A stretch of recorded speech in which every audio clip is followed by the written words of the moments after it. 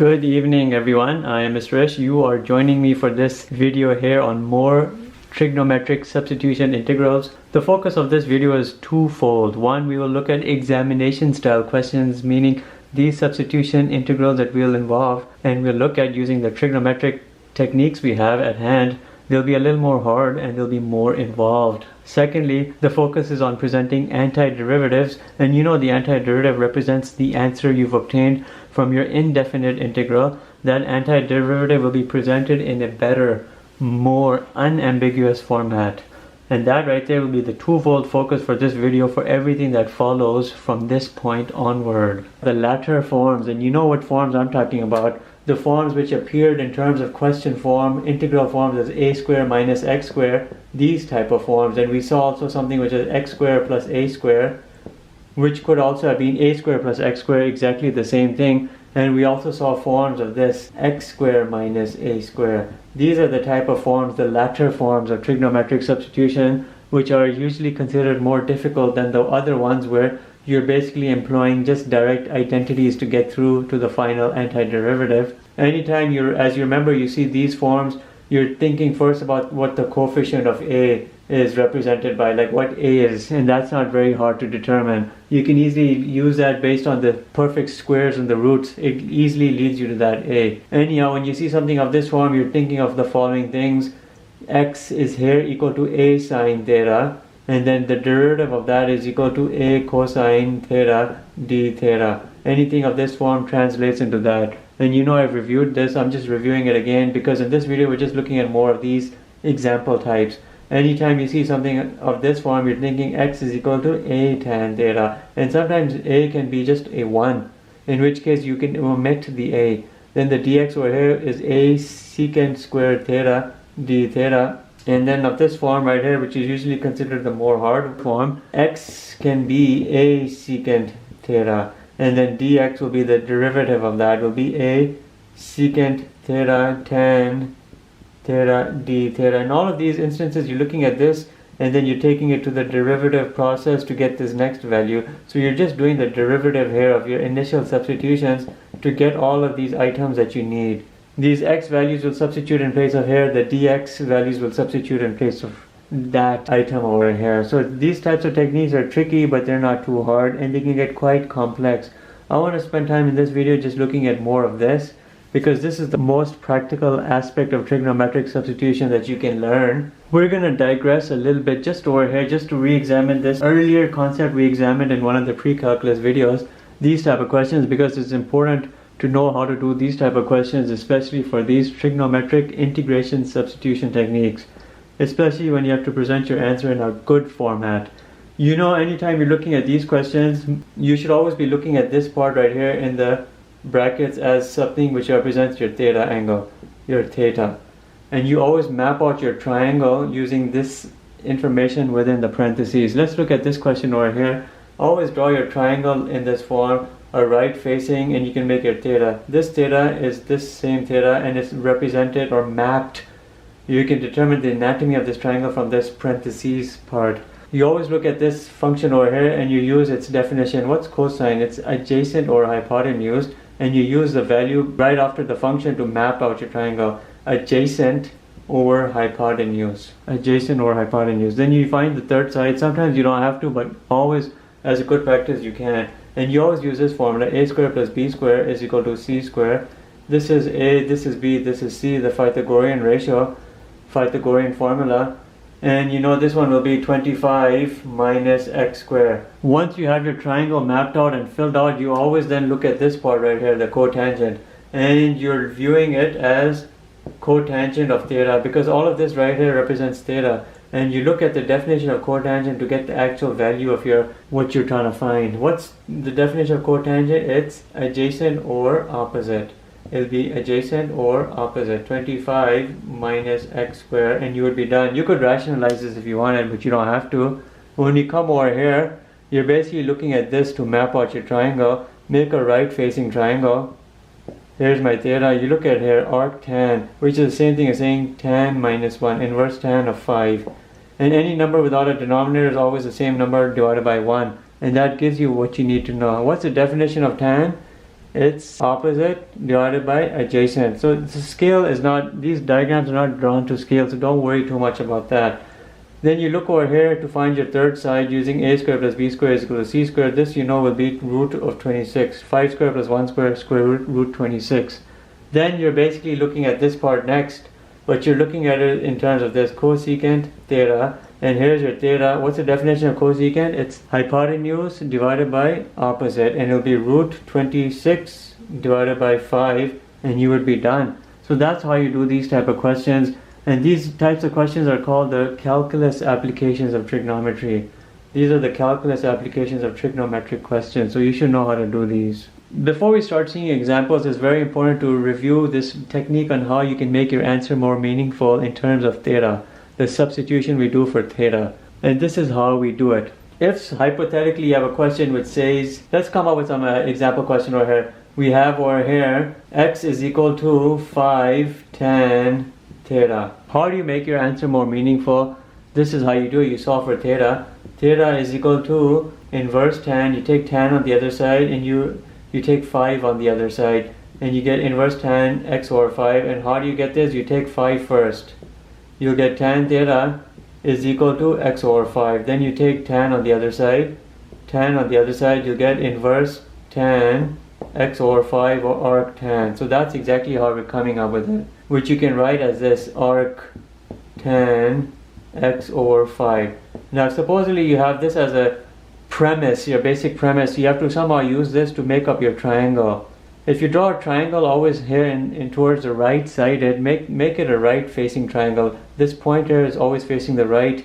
The angle at that point, this vertex over here, is your theta, and the opposing angle right here, or the angle next to your height and the base, will be your 90 degrees. Always make your triangle in that form, and you'll stay consistent with that. Then you're seeing this arc tan x over 5. You look at this part right over here, and this part becomes the basis for how you're gonna show the anatomy of your triangle. It says tan x over 5. Well, look at the definition of tan. What's tan? Opposite over adjacent. You take opposite over adjacent x and then 5, and you've mapped two parts of your triangle. You find the third using the Pythagorean formula. A squared plus b squared is equal to c squared, and you know this will be x squared plus 25. This is our basic premise. Now if supposedly the question is this, your final antiderivative is cosine theta plus c. You know theta is equal to all of these items over here.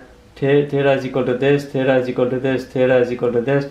You substitute this theta value right over here, and suddenly your expression becomes cosine arc tan x over 5 plus c. But you want to put something here meaningful in terms of this.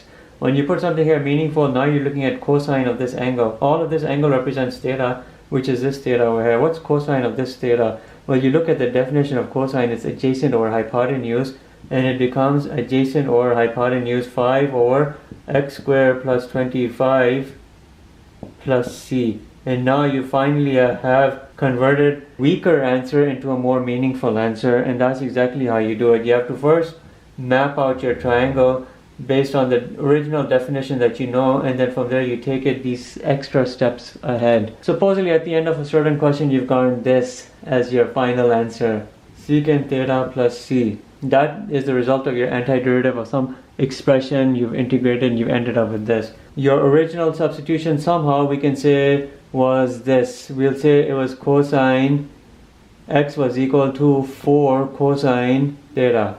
Okay, and now you have to solve for theta. You can take the 4 on the other side, you'll get x over 4. Take the cosine on the other side, you'll get arc cosine x over 4, which you know is the same thing as cosine minus 1 x over 4. This right over here becomes your mapping point, or the premise you use to map your triangle. Cosine x over 4, definition of cosine is adjacent over hypotenuse. You find the other side. Sometimes you have to find it, sometimes you don't. In this case we don't have to find it, but we'll find it anyways. It would be 16 minus x squared. How do I do that? A squared plus b squared is equal to c squared. I'm solving for this, so I'm getting c squared minus b squared, and you're rooting it, 16 minus x squared. So this right here represents my theta. But you have to present your answer as secant of theta, and theta is all of this. So what is theta over here in terms of secant? Well, you're going to substitute. Right here it's arc cosine x over 4, right? And what's secant of this angle over here? Because this represents theta. What's secant of this? It would be 4 over x. Because secant is always hypotenuse divided by adjacent plus c. And this right here will be your answer. 4 over x plus c. You've converted this into this, and this has been converted into this. So let's look at some of these questions in this video in a comprehensive manner. We have something over here of the form, you know, a square minus x square. Very easily looking over here, a is equal to 1.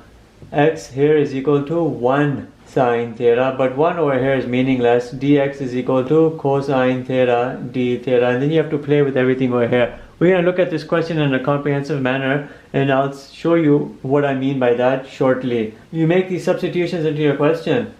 X is equal to sine theta, put it right here in the numerator because that's where it falls into. Then dx is equal to cosine theta d theta. In the denominator you have 1 minus sine square theta. Particularly the Pythagorean identity plays. Sine square x plus cosine square x equals 1. You manipulate that around to make a substitution right over here, which you easily get as sine theta cosine theta here in the numerator divided by the square root of cosine square theta. When you solve all of this out here, you'll get sine theta cosine theta d theta. In the denominator you'll get cosine theta.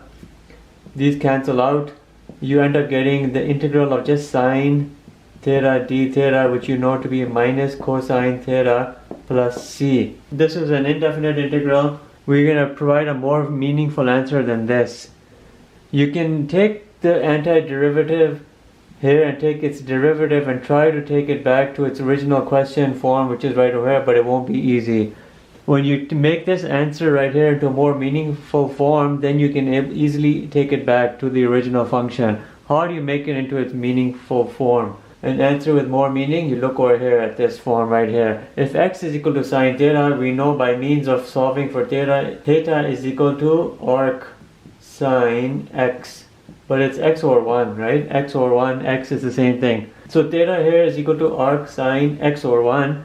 You can make this answer more meaningful by substituting this in place of theta. What do you end up getting? You get minus cosine arc sine x plus c. You know what arc sine is? Really inverse sine. You can rewrite it at that. But we can make this answer even more meaningful by examining it in terms of this right triangle and with regards to the theta. Arc sine x over here clues you into the type of triangle you have in terms of the sides. Sine x is really sine x over 1, x over 1. Opposite over hypotenuse with regards to your theta. What's the cosine of this? Well, you have to find this side. It'll be 1 minus x squared.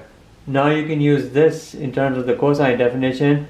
Minus cosine of this is going to be the cosine of this triangle. Your answer will be here minus square root of 1 minus x squared plus c. Because all of this right here is represented by that. This right here is a better answer. Now this easily can go back to this by means of the derivative of the antiderivative, and that's what I want to show you. If you go from this value right over here, minus cosine theta, this, it's not easy because you may have to do some substitutions, but when you go from here to here, you can easily do it. So let's show you that. Let's make a little dividing line. We're going to take the derivative of this. We'll take the minus out, and we're doing the derivative of square root of 1 minus x squared. You know you have to use a chain rule. If u is equal to 1 minus x squared, f of u is equal to root u, and then du over dx is equal to 1 minus x squared. Minus derivative of 1 over root u is always 1 over 2 root u. Derivative of this is minus 2x. You have a minus here. This minus and this minus cancel out, you get a positive.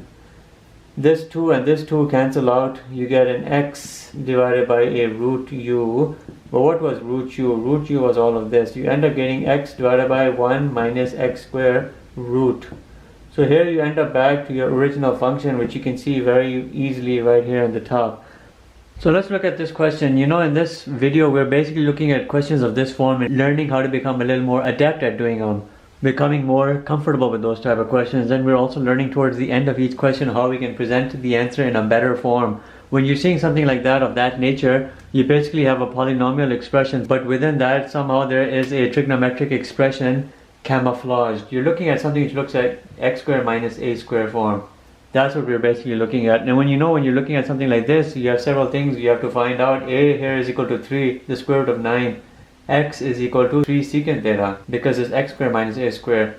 3 secant theta, and then dx is equal to 3 secant theta tan theta and d theta. Plug everything into that form. You're going to get x squared minus 9 will become 9 secant squared theta minus 9.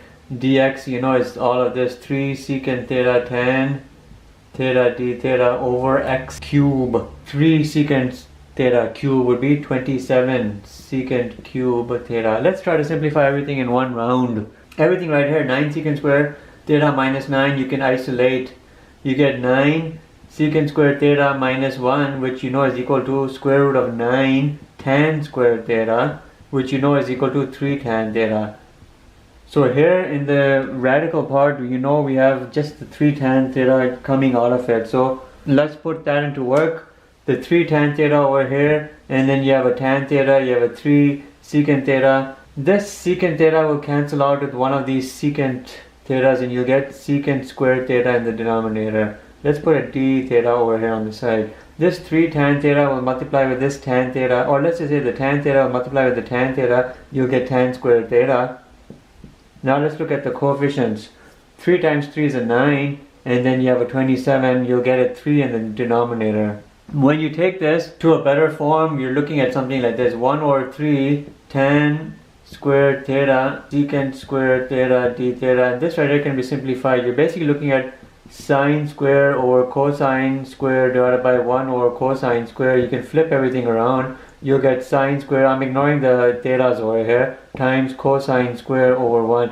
All of this cancels out, and what do you get left with? You get left with a sine square. So this entire expression in the integral expression, or the integrand, simplifies to just this 1 over 3 sine squared theta d theta. And you can use those power reducing formulas and make it over here into 1 minus cosine 2 theta over 2 d theta. And you can do this power reducing formula. You got to separate everything here across the minus sign, keeping in mind the effect of these denominators. When you separate everything across the minus sign, this is what you'll get. You'll get 1 over 6 d theta. That's just this 1 over 3 multiplying with this 1 over 2, and each with their d thetas. Then you have this minus sign right here. Then 1 over 3 will multiply with this 1 over 2 again, right? And then you get cosine 2 theta d theta. But we can do a substitution. If u is equal to 2 theta, du is equal to 2 d theta, and d theta is equal to du over 2. So when you do all of this, you're basically bringing a 2 over here. You're substituting du's over here in place of thetas. You're getting a cosine u du, and that's the polynomial substitution technique. This 2 can come out over here and modify the 6 into a 12, and you can eliminate the denominator over here and make everything look more clean in terms of presentation. So that's all of this worked out in front of you, and now you can take this to completion. 1 over 6 integral d theta is just going to generate a theta over 6. This right over here is going to generate a minus sine u. U was a 2 theta over 12 plus c. And that right there is a relatively good answer, but not the best answer. Now we have to look at what everything means with regards to this theta right over here, this theta. If x is equal to 3 secant theta, then theta is equal to arc secant x over 3. Arc secant x over 3. Everything has to be with regards to that in places of these thetas. If arc secant is equal to x over 3, we're going to map this out after we've generated this expression over here. You can only map out those things which are in the proper expression form, but let's bring it into that expression form. Theta is equal to this right over here. We're going to get in here an arc. And arc secant is the same thing as saying inverse secant, or secant to the exponent minus 1. Arc secant x over 3 divided by 6. Here's this part. Then you have a minus sine 2 theta. What's sine 2 theta? You gotta remember that trigonometric identity. Sine 2 theta is equal to 2 sine theta cosine theta. You have to remember that. 2 sine theta cosine theta.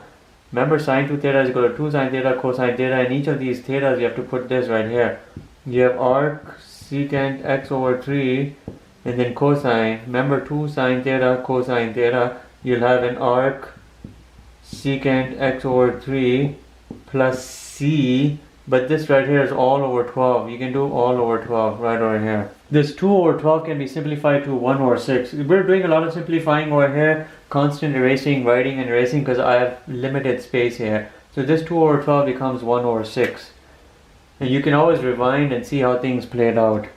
You can't do much over here, but you can do something over here because these are in the format sine and this, and then cosine and this. So you can now examine this. When you're looking at arc secant x over 3, you're looking at the definition of secant, which is hypotenuse over adjacent. That means this right here must be what? X squared minus 9.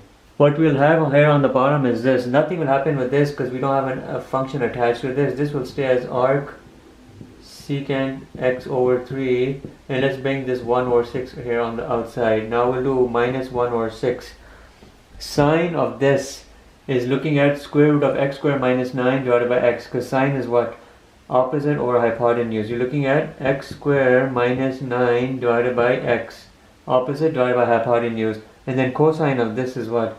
3 over x, right? Adjacent over hypotenuse, 3 over x. And you know you have a plus c, but this right here is simplifiable. You can simplify it in that sense that this 3 will cancel out with this, right?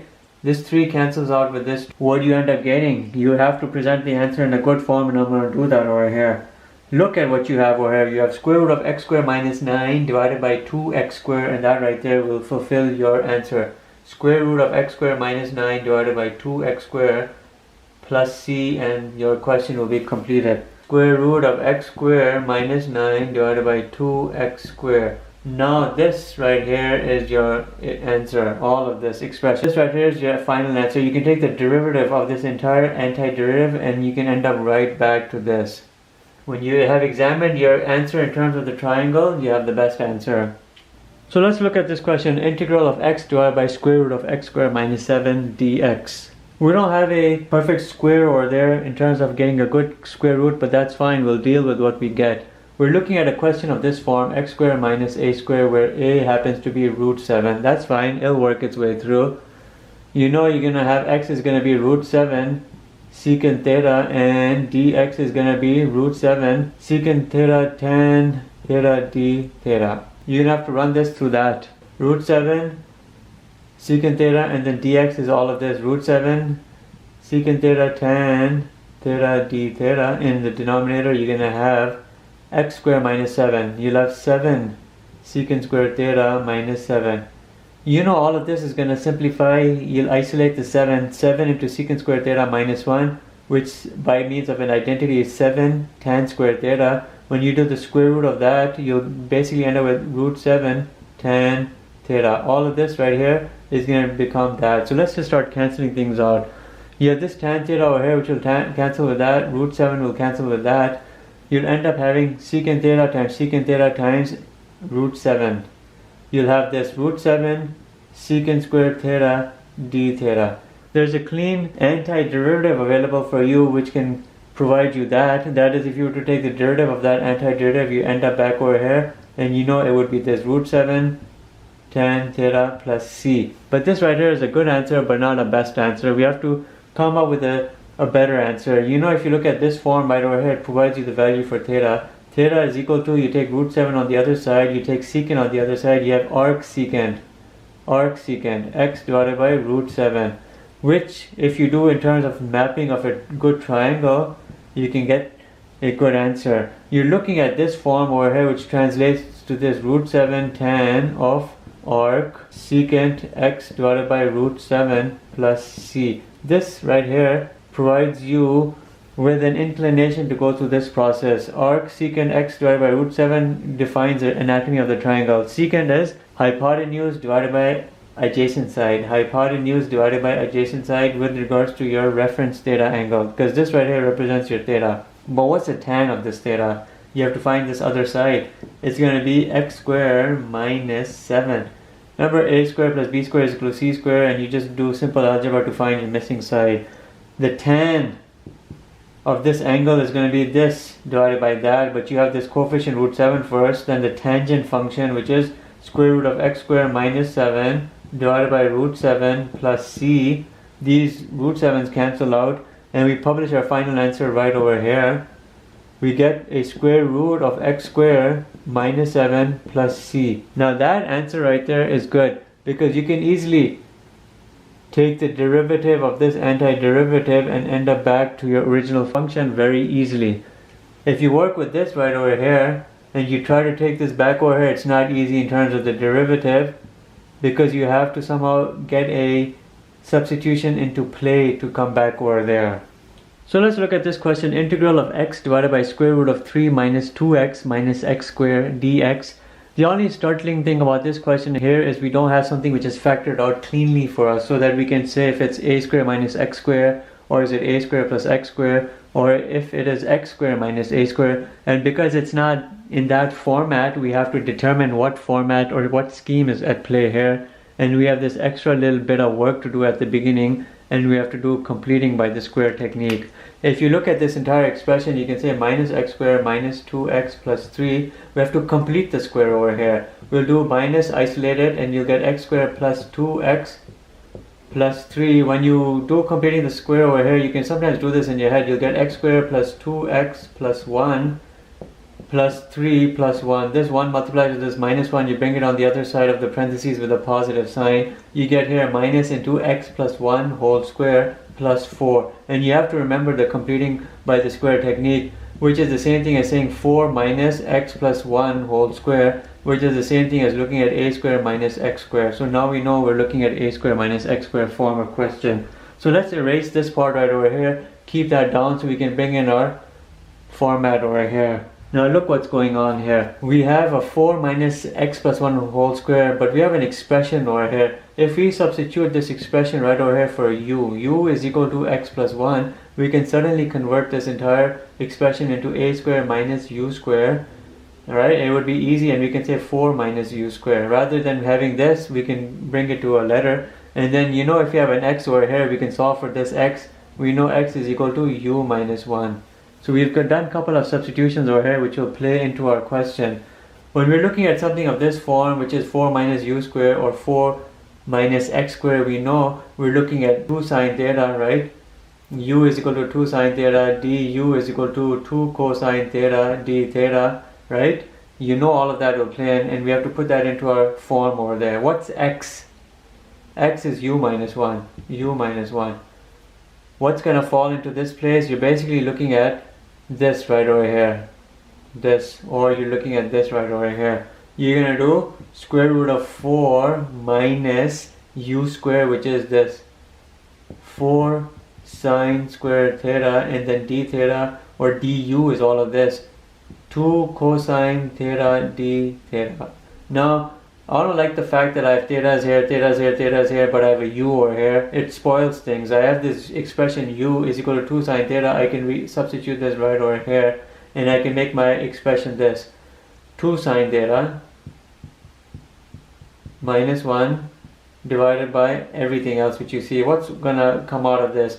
You're gonna get a 4 parentheses 1 minus sine squared theta, which is 4 cosine squared theta under the radical, and you're going to get 2 cosine theta. All of this will simplify to 2 cosine theta, and then you have a 2 cosine theta d theta over here. These will cancel out. What you end up being left with is just this 2 sine theta minus 1 d theta, which is not hard to work with because you can separate everything here across the minus sign like this. Watch. You can take out the coefficient 2. You have an integral sine theta d theta minus d theta. See, minus and then a new integral sign. So this right here is very easy to integrate. You're basically one step over here from an integral answer. In antiderivatives, integral of sine theta is a minus cosine theta. With this 2 becomes a minus 2 cosine theta, and integral of this will just be a theta plus c. But this right here is not an ideal answer because we have thetas over here. It's kind of vague. And then you have to come back to this expression over here to determine what theta will be. U is equal to 2 sine theta. Therefore, theta is equal to arc sine u over 2. Keep the u for now. You can substitute u for this at the very end. Take this expression and bring in this arc sine into it. You have minus 2 cosine arc sine u over 2 minus arc sine u over 2 plus c. Now we have to come up to a triangle, make a little triangle over here, see what we can get in terms of determination from this right over here. We have minus 2 cosine arc sine u over 2, and you know sine here defines the characteristics or the anatomy of this triangle.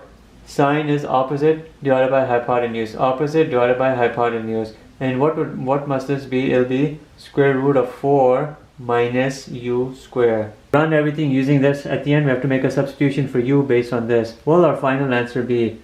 It'll be minus 2 cosine of this will be what? Square root, cosine is adjacent or hypotenuse, square root of 4 minus u square over 2, right?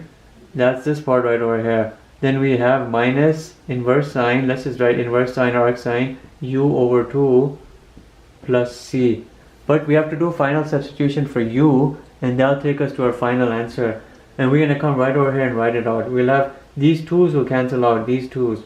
We'll get a minus square root of 4 minus u square. What was u? It'll be 4 minus x plus 1 whole square minus inverse sine u over 2, which is x plus 1 over 2 plus c. We're almost there because this right here represented what? It represented our original completing the square of that original expression in the radical at the very beginning of our question, which means this entire radical part can be rewritten with just this. Because if you were to open all of this and simplify it, you'll end up with 3 minus 2x minus x squared, which is what we should write over here. We will get 3 minus 2x minus x squared. 3 minus 2x minus x squared. And this right here is the best final answer we can take. And antiderivative, if you take the derivative of this, you'll end up back to that original question right there. Now these type of questions, having this extra little step of completing the square and then substitution and resubstituting and everything involved is a little difficult, but it's not impossible, because you can take that initial u substitution all the way down to the very end, and then at the very end you can resubstitute for u and come back to your final answer. So keep all of this in mind. We should be looking at some more of these type of examples in terms of this video, and then that can pretty much be it for this video. So here's another example of these slightly more complicated style questions where you have to do completing by the square technique prior to the integration part. When you're seeing this, you know you can have an x squared minus a squared type of form kick in, because x squared over there happens to be a positive factor, and you'll see you have to do initially the completing by the square technique. You know how to do that. X squared minus 4x can become x squared minus 4x plus 4 plus 13 minus 4. You know, I'm not going to elaborate on this technique, but I'm just doing it so you see it. You'll have x minus 2 whole square plus 9. So you can see this x square plus a square. You can think of it as this x minus 2 whole square plus 3 square. X square plus a square. This will be slightly easy question because here we have a dx here. We don't have like another variable we have to substitute. You can do it if u is equal to x minus 2, then we can make this u square plus 9 or u square plus 3 square. So now you know exactly the form that lies before us, and we'll start doing the integration. So if u square plus 9 represents our form or format of the question, we know over here a is equal to 3, u is equal to, and you know if this form x square plus a square or u square plus a square is going to be 3 tan theta, and du is going to be 3 secant square theta d theta. Now what do? We substitute. We'll do our substitution dx du. You can think about it in that form. You can literally substitute this right over here in that place. 3 secant square theta d theta divided, because we made everything over here in terms of the u. Over here what we're going to end up having in the square root, we'll have u was 3 tan theta, 3 tan theta, 3 tan theta. Over here we're going to have 9 tan square theta plus 9. You know all of this is going to translate into 9 into tan square theta plus 1, which is going to be 9 into secant square theta, all in radical sign. So what we end up here with is 3 secant square theta d theta divided by the square root of 9 secant square theta, which will be 3 secant theta. When we simplify, what do we end up getting? Secant theta d theta. And you know, that's not anything very hard.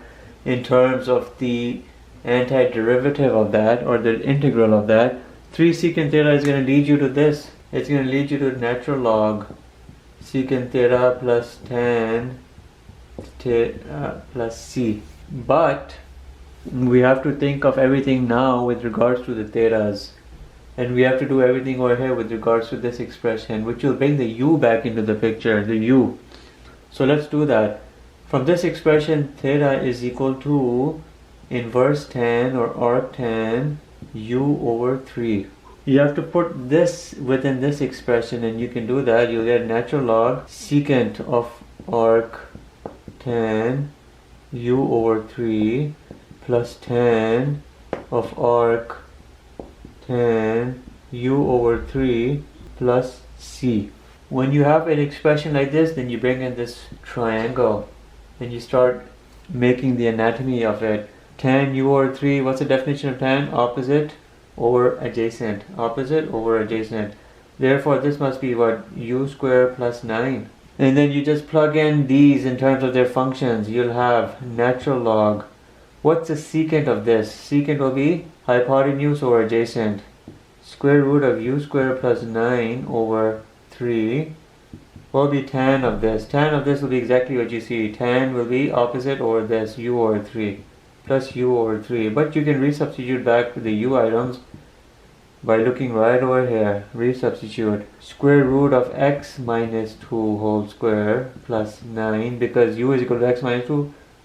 X minus 2 whole square plus x minus 2 over 3 over 3.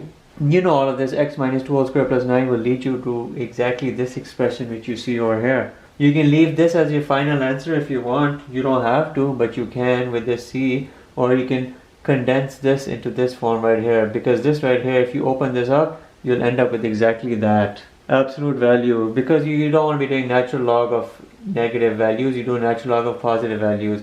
You'll do x square minus 4x plus 13 all in the square root plus x minus 2, right? This x minus 2 all over 3 plus c. Either of these answers are fine.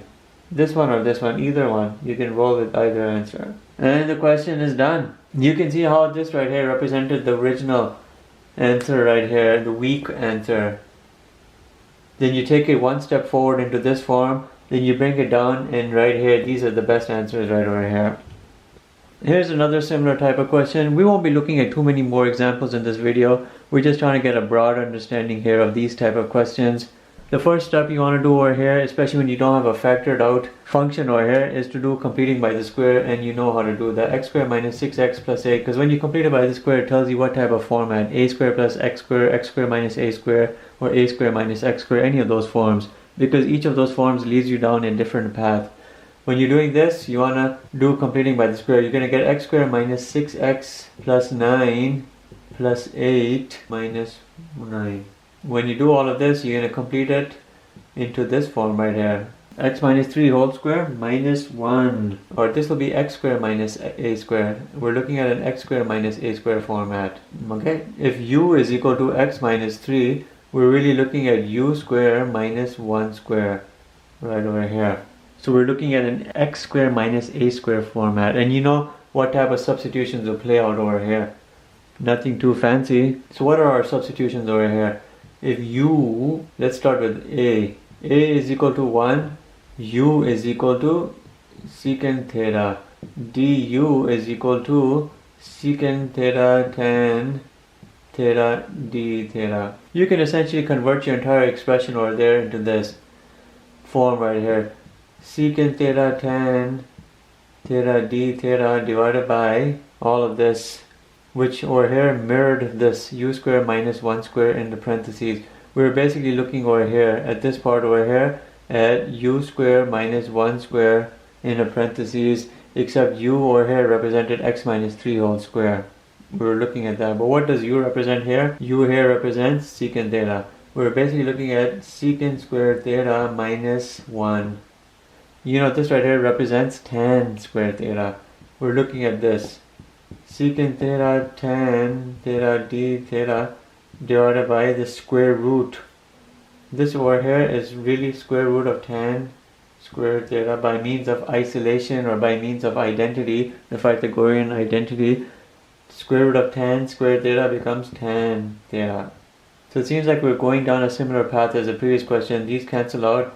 We end up with integral of secant theta d theta, which you know is going to be natural log secant theta plus tan theta plus c. We have to understand what theta represents here with regards to this expression.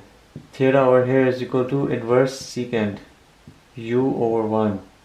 Inverse secant u over 1. We can rewrite everything over here as natural log secant theta over here being arc secant u over 1, alright, plus tan of arc secant u over 1 plus c. We'll map out our triangle over here. Here's my theta. Always a right facing triangle with this vertex here being your theta, and this right here, the item in the parentheses, represents the function which will help you map out your triangle. Secant u over 1, a hypotenuse divided by adjacent. This one here must be u square minus 1. Let's plug these items in. What's secant of this? It will be just u over 1, right? Secant of this will be secant of theta, which will be u over 1, which is just u. Plus tan. What's tan of this theta angle? This represents theta. Each of these here represents a theta in terms of the triangle. Tan of this theta is going to be u square minus 1 root over 1. That over 1 will be meaningless. U square minus 1 plus c. But what does u represent in each of these cases? U here represents x minus 3 in each of these cases. You can rewrite natural log x minus 3. That's this part right over here in x minus 3 plus square root x minus 3 whole square, x minus 3 whole square minus 1 plus c. And you know, this when expanded will give you exactly that. Think about it. You'll get a x square minus 6x plus 9 minus 1 will get you x square minus 6x plus 8, and then you'll be done. Finalize this answer with this expression: x minus 3 plus square root of x square minus 6x plus 8, absolute value, and you are done. That right there represents a final expression. This here represents a halfway answer. This represents a slightly better answer. This right here represents the best answer. Let's look at this last question of this video. The integral square root 5 plus 4x minus x squared dx. To determine the form, the trigonometric form, we have to complete the square. Minus x squared plus 4x plus 5. Let's do the completing the square technique. When you complete the square, what you're going to get? You're going to get a x squared minus 4x plus 4 plus 5 plus 4. You'll get minus parentheses x minus 2 whole square plus 9. Or you can say you're getting 9 minus x minus 2 whole square. You can also say you're looking at this in terms of 3 square minus x minus 2 whole square. Anyhow, we're looking at a form a square minus x square. So now we know how to proceed with this question. So when we're looking at over here, you know everything is under the square root. We have to make a substitution. If u is equal to x minus 2, you know then du is of course equal to dx. That will enable us to substitute the du expression when we do the substitution in place of dx. And you can see this. I may not explicitly shown this in the previous examples of this sort, but this is how it plays out right over here. If u is equal to x minus 2, and we know we have all of this playing out here, a is equal to 3 square root of 9, u is equal to 3 sine theta, du is equal to 3 cosine theta d theta. Now we have everything we need to bring this into expression. What are we going to have over here? We're going to have basically this 9 minus, because we have this expression as you can see, right? 9 minus x minus 2 whole square, a square minus u square, right? We have 9 minus u square. U here is 9 sine square theta. U was 3 sine theta, u square is 9 sine square theta. Du, which replaces dx, is going to be 3 cosine theta d theta. We can't forget this square root sign because we have a square root over here. When you simplify this over here, you know what you're going to get. You can isolate 9. You'll get 9 into 1 minus sine squared theta. Trigonometric identity brings the cosine squared theta in place of 1 minus sine squared theta. So you essentially end up getting 9 cosine squared theta in the radical sign. When you take the square root of that 9 cosine squared theta, you get 3 cosine theta. That 3 cosine theta multiplies with this 3 cosine theta, and you get 9 cosine squared theta d theta. All of this simplifies to this. And you know you can bring the 9 outside. You can bring it right over here. And you can use the power reducing formula to say you have this 1 plus cosine 2 theta over 2 d theta. You have all of that. Now separate this into its separate parts. You'll have 9 over 2 integral d theta plus, and across positive sign we're separating everything. You'll have 9 over 2 integral cosine 2 theta. Cosine 2 theta d theta. Now let's do a substitution over here. Let's do it in our heads. U is equal to 2 theta, du is equal to 2 d theta, and d theta is equal to du over 2. All of this will become what? It will become cosine u over 2 du. You know this is polynomial substitution technique. You'll get cosine u du over 2, but this over 2 can attach with this over 2 and make it 9 over 4. And you know you can take this to completion. When you take this to completion, it's not hard. What are we going to get? This right here will generate 9 over 2 theta. This right over here is going to generate sine u. 9 sine u, which was 2 theta, u was 2 theta, right? Over 4 plus c. And this is what we have, but it's not a really good answer because we have ambiguity over here. We have to look at these thetas and deal with those. And the best way to deal with that is by looking right over here. If u is equal to 3 sine theta, then theta is equal to arc sine u over 3. And this is what you plug into these thetas over here. But you have a sine 2 theta, which you know is a trigonometric identity. What are you going to have? Let's start plugging in the thetas. You have 9 over 2 arc sine, I'm just going to write as 9 minus 1 u over 3. Then I have this 9 over 4 plus 9 over 4. Sine 2 theta is 2 sine theta cosine theta. So let's do 2 sine theta, and you know what theta over here is arc sine u over 3 cosine theta, which is arc sine u over 3 plus c. Let's not forget the plus c, but I'm not putting it down just yet. Looking right over here, these expressions right here, sine u over 3 arc sine u over 3 designates a triangle based on this definition, opposite over hypotenuse, u over 3, and you have to find this other missing side. You know what this other missing side must be.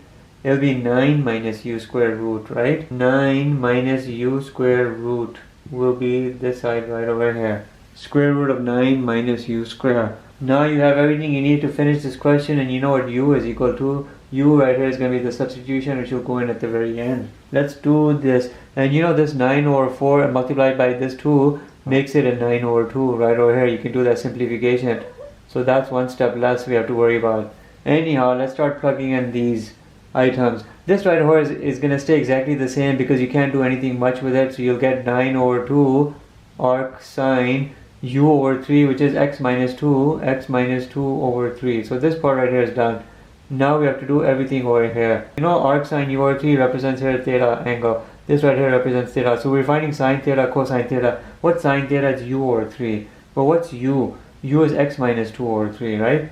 X minus 2 over 3. That's all of this. This entire expression over here has been converted into that. Not too hard. Cosine of arc sine u over 3, or we're looking at cosine of theta. What's cosine of this theta? It'll be this square root of 9 minus u squared divided by 3. Square root of 9 minus u squared, and you know we have a substitution for u over 3. We can do some simplification over here. This 3 times 3 is a 9, which will cancel out with this over here, and then you know we have a plus c. We're going to finish this here in this next step. We have 9 over 2 inverse sine x minus 2 over 3 plus this 2 will multiply with everything over here, and you'll just have an over 2. Over 2. You're not getting much out of that. Here you have an x minus 2 on the top, which stays as is. We have to plug back u in here. If u is x minus 2, you get 9 minus x minus 2 whole square. This is what we're looking at. 9 minus x minus 2 whole square right in this radical. But you know all of this is equal to all of this.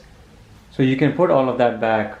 If you were to open up this entire expression, you'll end up with that once you simplify it. It's very easy, you can easily show it. So in this expression, we end up with this 5 plus 4x minus x squared, and then we have a plus c. So this right over here is your antiderivative. You can easily take this back to this by taking the derivative of this entire antiderivative. It would be very easy to do that. It would be a little bit of work, but it would be easy.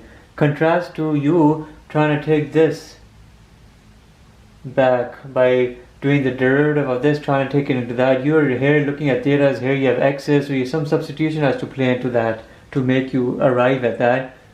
But this is already worked out such that you taking the derivative of this, you'll end up back over there.